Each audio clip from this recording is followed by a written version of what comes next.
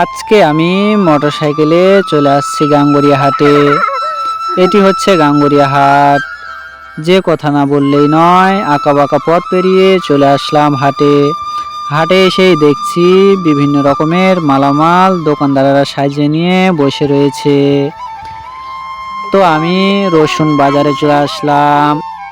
তারপরে আমি চলে আসলাম হালকা করে পানি খাওয়ার জন্য মিষ্টির দোকানে।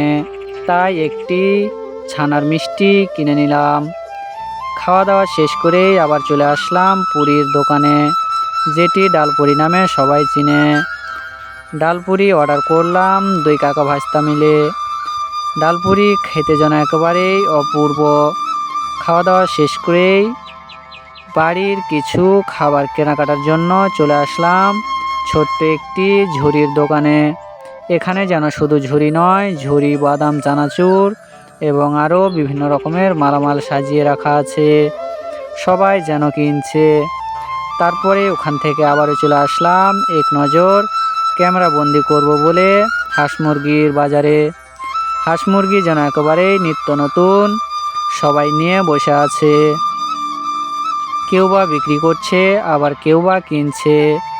কিন্তু আমি কেনাকাটার জন্য যাইনি, মাত্র ক্যামেরা বন্দি করার জন্য এখানে এসেছি।